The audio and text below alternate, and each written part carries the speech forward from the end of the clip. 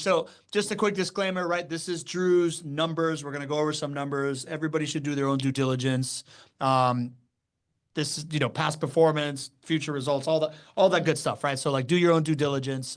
These numbers are not guaranteed. That being said, Drew, here's your purchasing journey, right? Like it looks like we were just talking about it, right? You were trying to remember if you had come and hung out with us before investing or not, but you bought this home May 26th. That was before you ever met anybody at JWB, probably before that famous meeting with Jen. And that, I guess that was like you coming in from the show, talking, like looking for it. You bought that home and then you bought a couple more in December. Can you kind of like talk me through that first purchase and then the next two? Well, the first one, I've been listening to you guys on the show since like November, December 2020. And that's when I decided to make this now. So I said, I'm going to buy one and just see how it goes. And that's where I bought 53 Alpha Avenue, which I really loved. It was a great deal in Murray Hill neighborhood, which is a really up and coming neighborhood there. It's near the Avon neighborhood. And so, Avondale. yeah, Avondale, there you go. And the kind of really nice right next to the river there. So it's a neighborhood that's really kind of starting to come up there. So I really like the appreciation for that. So I went with that initial one, and then it was like 2 months later that Jen and Renee and I had that first meet up there. The original meetup, yeah. We call you the ringmaster because you were a circus major in college, but also because you were the first person to gather the community in IRL, right? That was Jen and Renee were in Atlanta. You reached out on the show. You guys got together, but yeah, continue down the story. Dean told me I had to explain your nickname, so I wanted to do it. Okay, so then at that point I said, well, I said, I'm going to do it, and then I'm going to buy another house next year.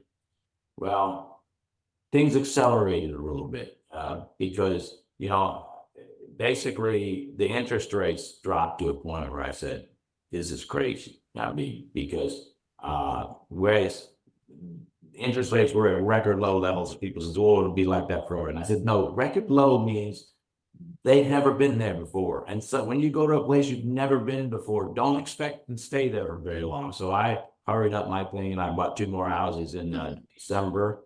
One of them is kind of interesting. I actually got the closing the deal and arranging that closing as I was driving down to a cruise. I was taking a cruise at Port Canaveral, and I was driving down there and setting the whole thing up on the phone while I was driving down, setting up the closing and everything like that, because the closing they wanted moved up. So I said, well, I'm heading on a cruise. So they set it up for me to go down to Killo. So I literally, on my way down from Atlanta to Port Canaveral, I stopped in Killo to close those deals for right before I drove down to Canaveral and get on a cruise there. So that was kind of an interesting story too. So I got those 2 done. And then I said, let me, as many as I could afford while the interest rates were like this. And then, I actually bought 2. So I bought 5 in a little over a year, maybe 13, 14 months. And those other 2, now that one, the interest rates got a little bit away from me then, because this one, the rate just started to go up then. So I basically, when I first, not the down payment on these things, when the rates were still low, but they went up quickly. So what happened was on this one, so I did that one, and that one came in at about 5.5–6%, which is good for us nowadays, that thing. But at that time, we were kind of then they really went up more. So the one I did in June, I actually paid cash for, but it really wasn't cash. I used bounce transfer all those credit cards to pay for that one. I actually did. Because at that point, I knew I could be covered from that, and I didn't have to worry about my credit. It dropped my credit. I did all those credit cards, it dropped my credit score, I think, from like 790 to like 650, because of the utilization rate. But I had worked everything out so that I knew that I wasn't going to need to really apply for any credit for a year. So, and I could recover from that. So that worked out fine. Drew, let us caveat that. caveat that one real quick, right? That is a super advanced technique that this is the reason why we call Drew the ultimate financial engineer. But yes, he bought a home based on 0 interest credit cards that he pulled out. He keeps it meticulously daily on a spreadsheet where he knows every single piece of interest. He's like the ultimate money hacker. Not something that is for most folks, but one of the great reasons of coming to the summit, being there, because people are doing really, really interesting ways of buying properties, right? We always talk about this idea that capital is everybody's first thing. That like, I don't have the money, but you can always find the money. Yeah. It's all about like knowing what you're doing. So I just kind of wanted to put a little cold water on that one, because it's not, Yeah. but talk to Drew about it, right? And Yeah, well, I'll also say this, have a budget and do your forecasting.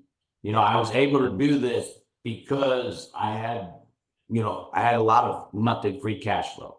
So, I knew it would be a temporary situation. I'm not going to, I'd budget everything out for the next year and a half, basically. So how I was going to be this. So that's the thing about it, is that you're right, Pablo, it's not for everybody. You got to do these type of things. You really got to get to budget, forecast, and stay on top of everything.